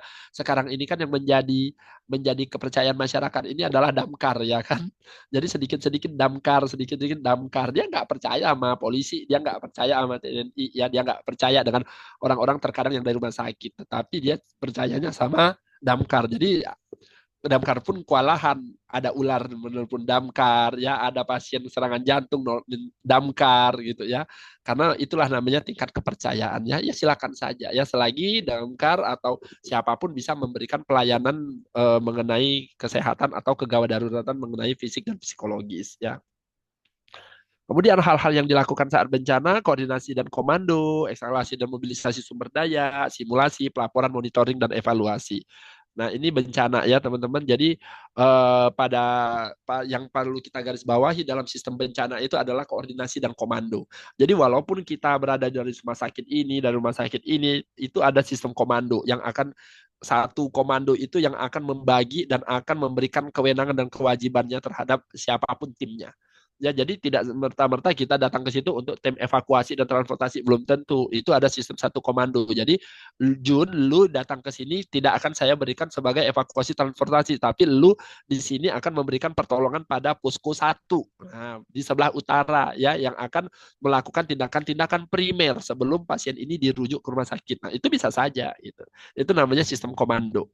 Ya, dan selanjutnya itu mau diangkut kemana, kemudian mau dibawa ke rumah sakit mana yang memadai kan, karena ini ada pembagian, tidak akan menumpuk di satu rumah sakit, tetapi rumah sakit yang memang menyediakan sesuai dengan kondisi pasien itu apa terjadi gitu ya. Nah, itu adalah sistem komando. Ini kepelayanan medik di rumah sakit ya, ada hospital disaster plan. Jadi hospital disaster plan ini adalah rumah sakit yang diserbu oleh pasien karena adanya disaster, contoh saja keracunan pada saat ini kan sering terjadi ini karena ada ada apa namanya ada MBG ini ya, dan jadi hospital disaster plan ini harus ada. Kemudian unit gawat darurat atau IGD juga, kemudian penjaga besar siaga bencana rumah sakit di mana dia harus menjelaskan evakuasi apa jalur-jalur evakuasi, jalur-jalur titik apa namanya titik kumpul ya, alat-alat untuk siaga bencana ya. Kemudian namanya ada HCU ya, ini HCU ini sebenarnya ruangan ini nih, ruangan persinggahan ya, ruangan persinggahan atau ruangan-ruangan yang memang terkadang kalau ICU penuh, kadang kalau misalnya ICU penuh, nah ini atau yang penuh-penuh perhatian yang memang kalau kondisi-kondisi kalau di kita ya kondisi-kondisi penuh itu larinya ke ICU, HCU ya. Nah kemudian ada yang namanya kamar jenazah ya, ya silakan aja. Nah kamar jenazah ini terkadang tidak kita apa ya tidak menjadi sebuah tolak ukur padahal kalau di surveillance kamar jenazah ini harus diisi dengan orang-orang yang pertama bukan hanya dokter forensik tetapi perawat-perawat yang sudah melakukan pelatihan-pelatihan tentang forensik gitu ya, karena apalagi dengan rumah sakit rujukan ya, rumah-rumah sakit rujukan, rumah sakit yang berada di wilayah bencana ya. Oke, ini syarat-syaratnya korban stabil, layak transportasi, rumah sakit yang dituju sudah siap, kendaraan untuk transportasi layak dipakai. Dan ini tidak akan saya jelaskan banyak karena teman-teman saya yakin udah paham lah ya bagaimana sistem rujukan itu harus dilakukan. Ya, jadi pasien ini dengan GCS 8 dilakukan intub, keluarganya mau minta pindah, ini kan beresiko ya, beresiko. Artinya walau itu hak pasien memang meminta seperti itu, tetapi kita sebagai nakes itu atau rumah sakit tidak akan memberikan itu karena pasien ini akan terjadinya apa kegagalan ketika di dalam transportasi gitu ya. Sehingga ketika juga masih misalnya pasien ini apa keluarganya bersikukuh, artinya kan ada penolakan dari edukasi yang diberikan oleh nakes ya atau dokter gitu ya. Sehingga ini terjadinya penolakan dan dia harus menandatangani bahwa dia dianggap apa ya informed consent itu menolak tindakan bukan menolak edukasi itu sama dia tindakan kemudian termasuk dia rujuk lepas ya, ya silakan kita berikan kalau misalnya mau dipindahkan kita tidak akan memfasilitasi itu gitu ya, tidak akan memfasilitasi itu tapi kalau dia misalnya apa membutuhkan seperti apa ya tinggal SOP dari rumah sakitnya seperti apa untuk membantu itu ya.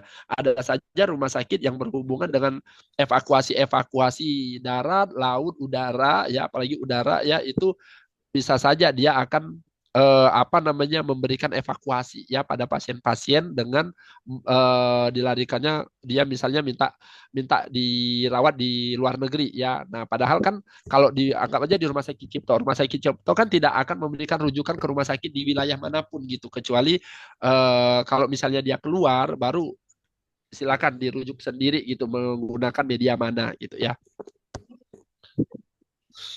Ini bentuk evakuasi, evakuasi darurat, evakuasi segera, evakuasi biasa ya.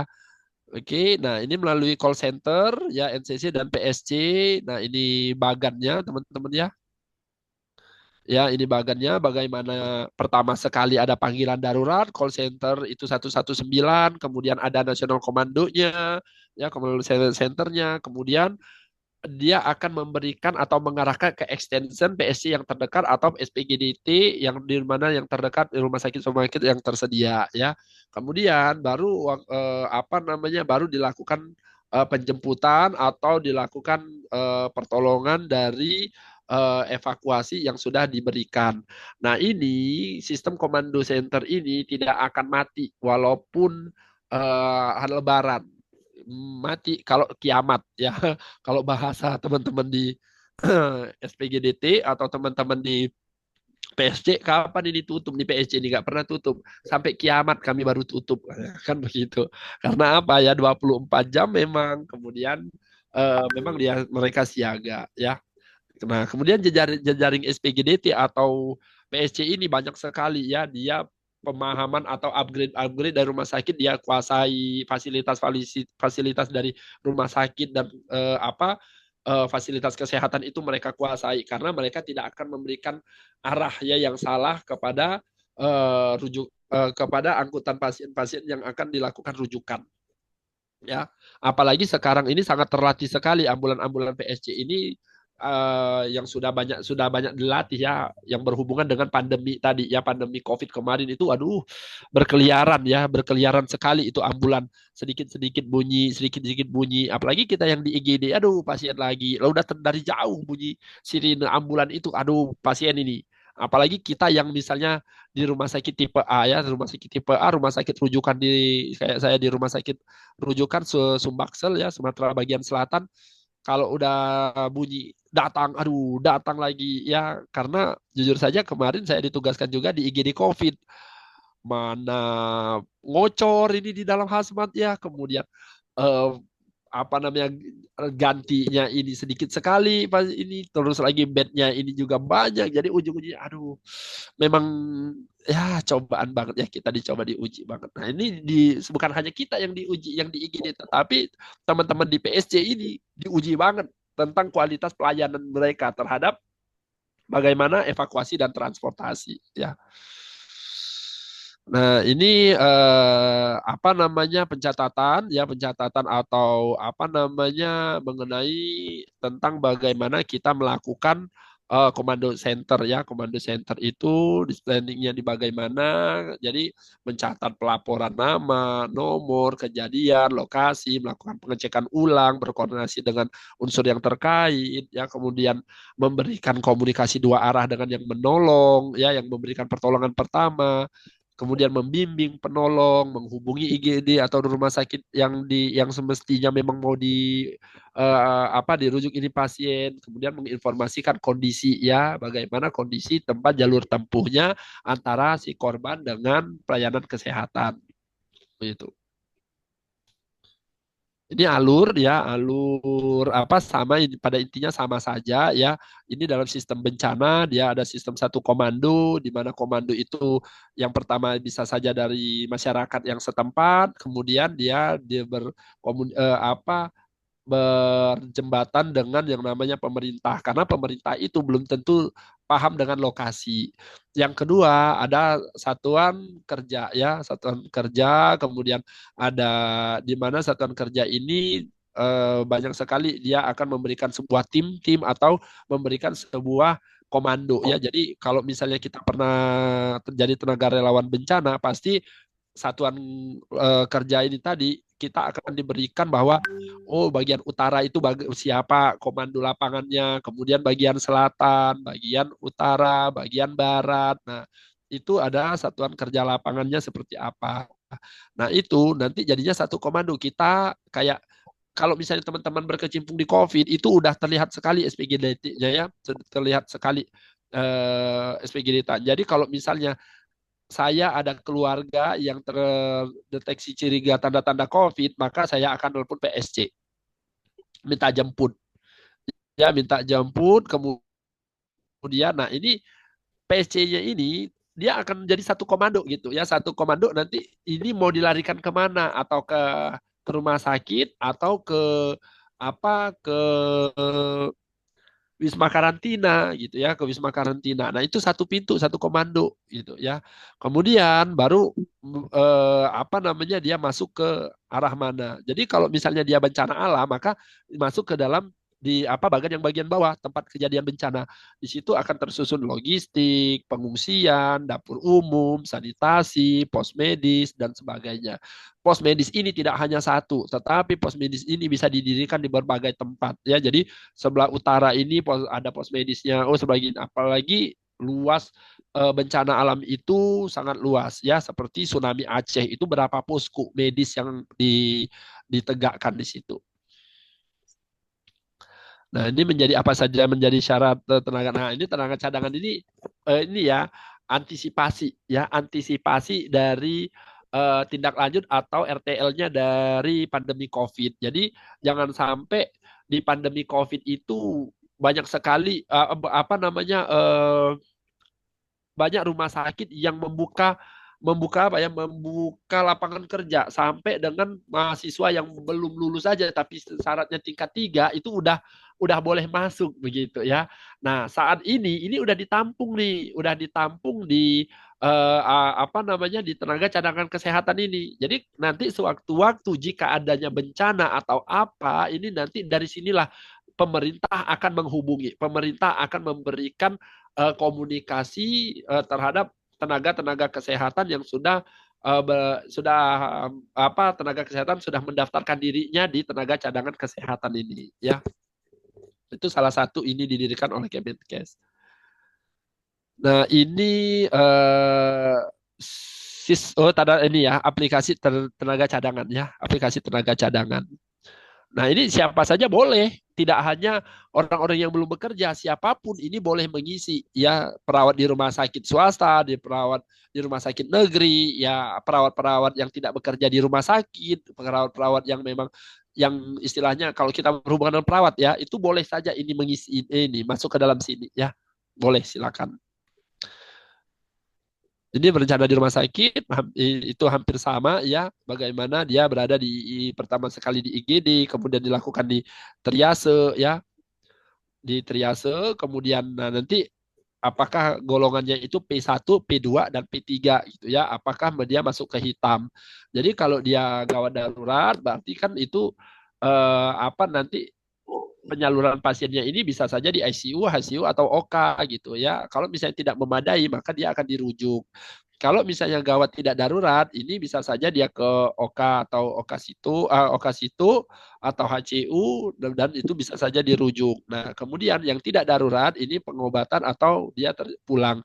Tetapi pada intinya ya kalau korban bencana ini ya dia dilakukan tindakan pertama dan dilakukan observasi selama 6 jam ya, selama 6 jam pertama. Nah, selama 6 jam inilah yang kita akan menentukan pasien ini larinya mau kemana ya, larinya kemana. Tapi sebelum 6 jam kalau fasilitas di rumah sakit kita tidak memadai, jangan lu tunggu sampai 6 jam ya, dengan 60 menit pertama itu sudah harus memutuskan bahwa pasien ini harus dirujuk atau tidak.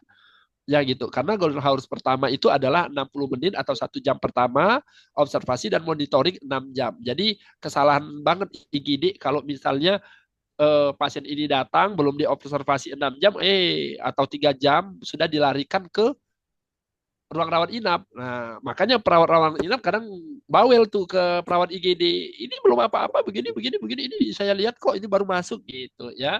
Nah, pada itu boleh kita lakukan jika bed kita penuh gitu. Ya boleh kita lakukan. Oh, ini ketika diobservasi ini nggak terlalu gawat sih karena ini begini.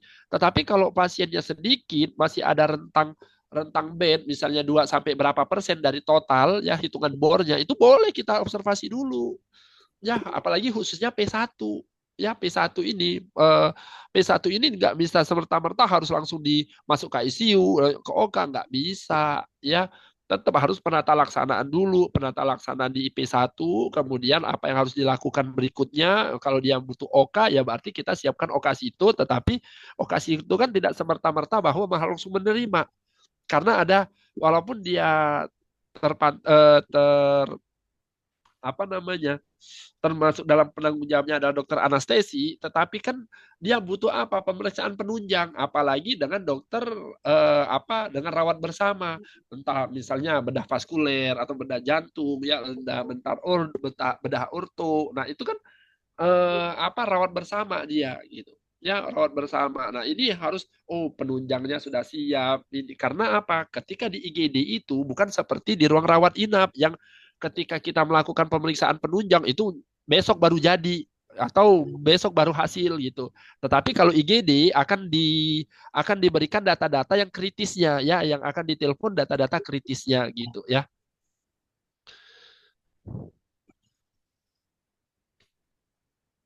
Oke, nggak usah. Oke, mungkin itu saja yang bisa saya berikan di SPGDT ya. Jika ada nanti ingin yang ditanyakan, silakan saja ya sebelum kita masuk ke sesi yang ketiga, ataupun kalau kita masuk sesi yang ketiga, maka kita akan lewati dan di akhir sesi boleh teman-teman melakukan pertanyaan baik itu dari aspek legal, etik dan legal, SPGDT sampai dengan evakuasi dan transportasi ya. Oke, saya izin stop share.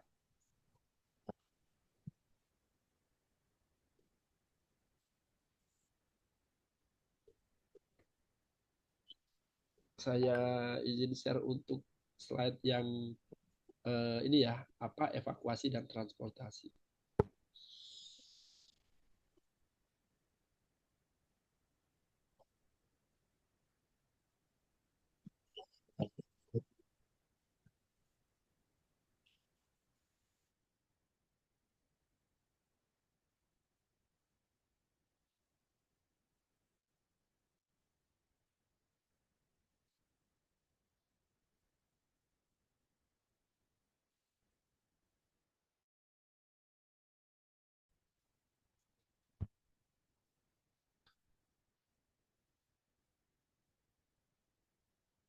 teman-teman kita ini ya, kita istirahat 5 menit aja dulu ya. Kalau karena apa? Saya mau ke toilet dan ngambil minum. Teman-teman boleh minum, boleh ke toilet dulu 5 menit ya. Sebelum kita akan mulai di sesi yang ketiga. Mas Made, saya izin ya, Mas Made ya 5 menit ya, Nurse. Silakan istirahat dulu. Iya, iya, iya. Silakan teman-teman bisa merenggangkan otot-otot dulu selama 5 menit.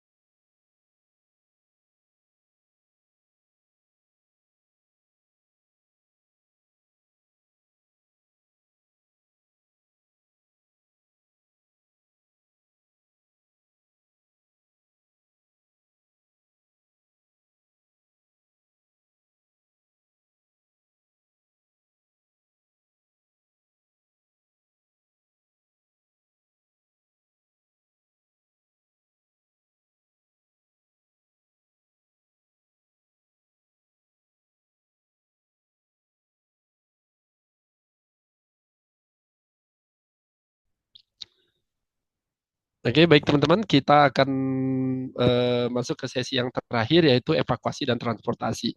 Jadi tadi sudah disinggung ya bahwa evakuasi dan transportasi seperti apa. Nah, ini memang di dalam slide di evakuasi dan transportasi ini 63 slide ya. Namun nanti teman-teman bisa melihat lah ya mana yang urgensinya, mana apa yang memang teman-teman udah paham itu nanti akan saya lewatin ya. Jadi memang kan kita satu JPL ya untuk dievakuasi dan transportasi.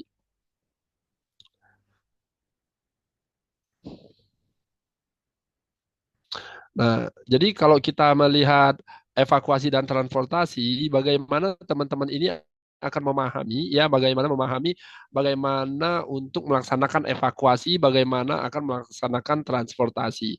Salah satunya diantaranya yaitu bagaimana tujuan khusus ini bisa teman-teman laksanakan ya. Jadi mulai mengidentifikasi pasien dengan gawat darurat, kemudian menentukan rumah sakit rujukan, menjelaskan syarat-syarat apa yang merujuk pasien, kemudian bagaimana melakukan rujukan terhadap pasien dengan kegawat daruratan. Nah, materi pokoknya kita akan memahami konsep atau mekanik tubuh ya, kemudian indikasi ekstraksi dan transportasi, teknik pemindahannya bagaimana, teknik pelepasan helm, ya nanti evakuasi pasien dan transportasinya bagaimana. Nah, kita lihat yang pertama ini adalah mengenai apa mekanik tubuh ya atau mekanika tubuh. Karena apa? Mekanika tubuh ini akan cenderung juga kita seperti cerminan ya, cerminan dari biomekanika trauma nantinya. Jadi kalau misalnya kita melihat gambar pada saat ini di mana kita akan melihat di sisi ergonomis dari tubuh kita.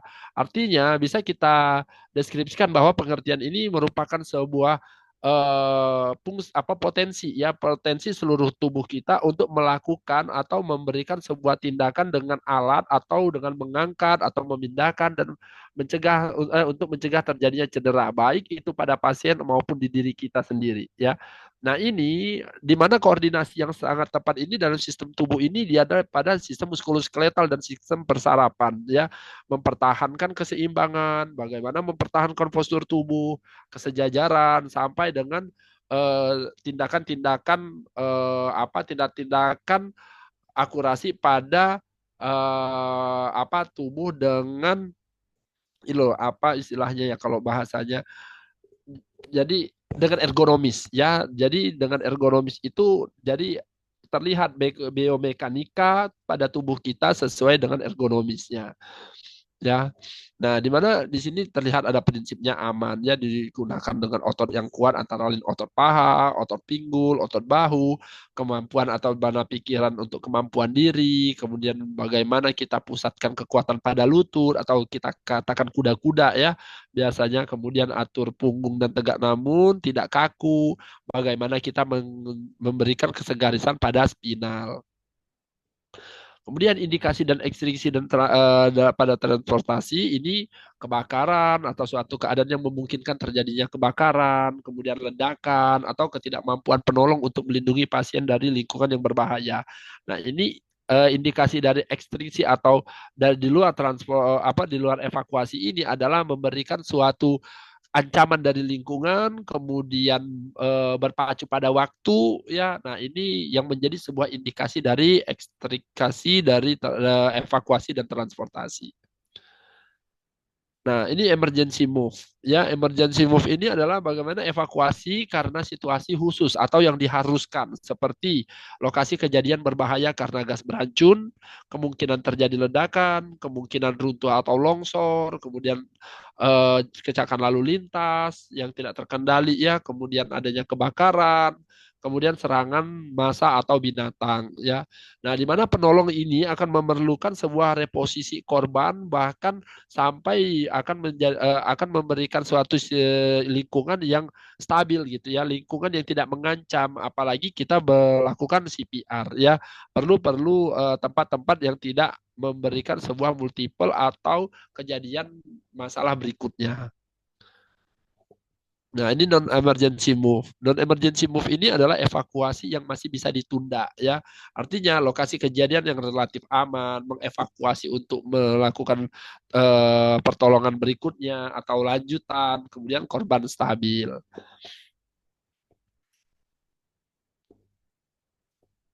Nah, ini ya sebentar.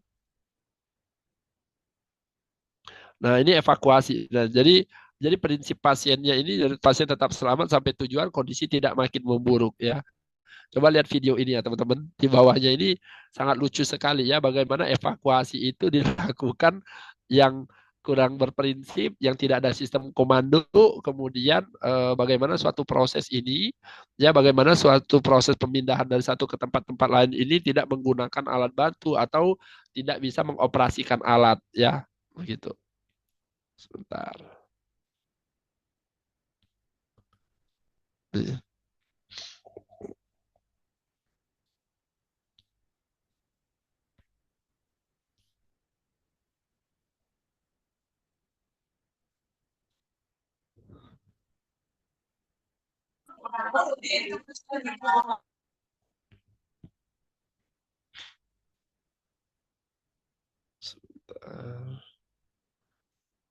Nah, kemudian kita melihat bagaimana cara mengangkat, kemudian mengevakuasi itu ya, bagaimana kita mengevakuasi ini mulai dari mengangkat untuk memindahkan pasien dari tempat satu ke tempat lainnya ya, bagaimana menjaga kestegarisan ya.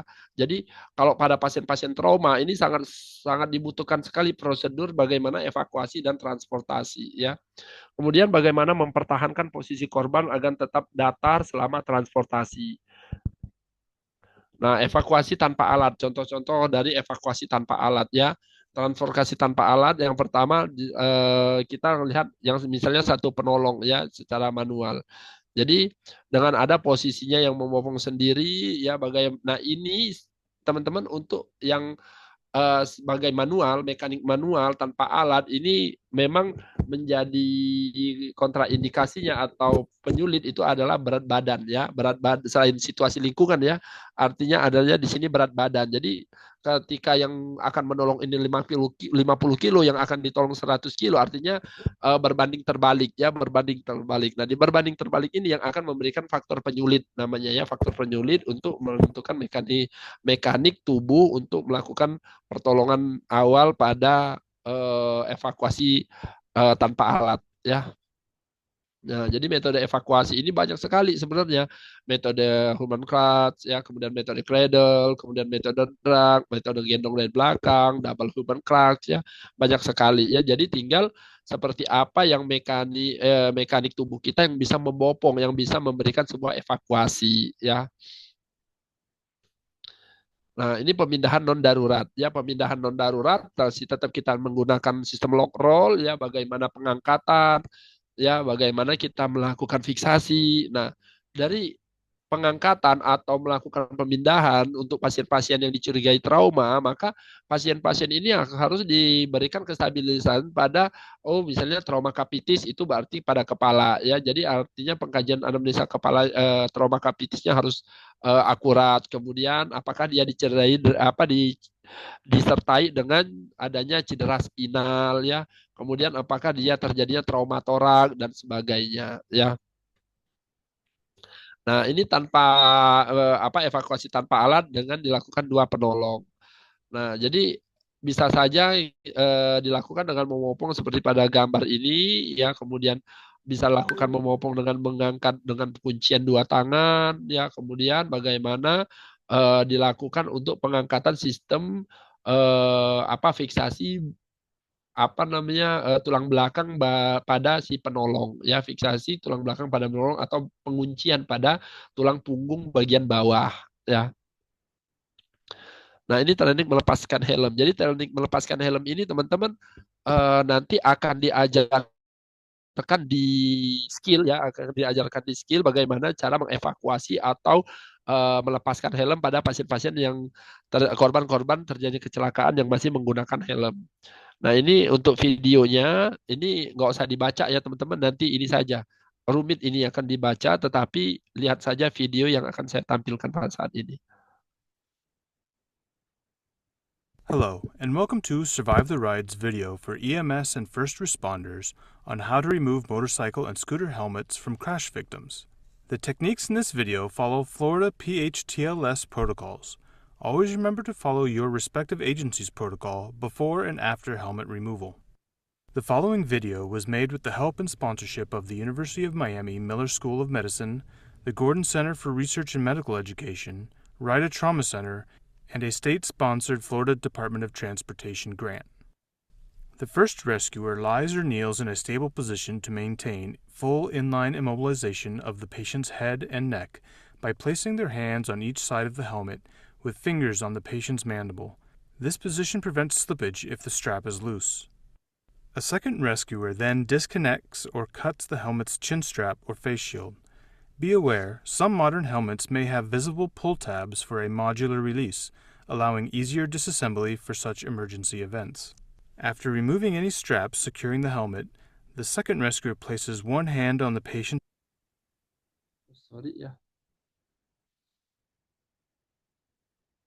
patient's mandible with the thumb on one side and the long and index fingers on the other. Their second hand secures the patient's head and neck by applying pressure to the posterior occipital region. For added support, their arms should rest on the ground. This maneuver transfers the inline immobilization responsibility to the second rescuer. Once inline immobilization has been transferred, the second rescuer signals the first rescuer that they have assumed stabilization of the patient's head and neck. The first rescuer may then begin removing the helmet using slow, cautious up and down rocking motions. 3 factors should be kept in mind. The helmet is egg-shaped and therefore must be expanded laterally to clear the ears. If the helmet provides full face coverage, check for glasses and remove them. The nose may impede removal. To clear the nose, the helmet must be tilted backward and raised over it. Throughout the removal process, the second rescuer maintains full inline immobilization from below to prevent unnecessary neck motion. After the helmet has been removed, the first rescuer may place padding under the patient's head to aid in maintaining inline immobilization. The first rescuer then places their hands on either side of the patient's head with their palms over the ears. The first rescuer maintains inline immobilization until the second rescuer can apply a cervical immobilization collar.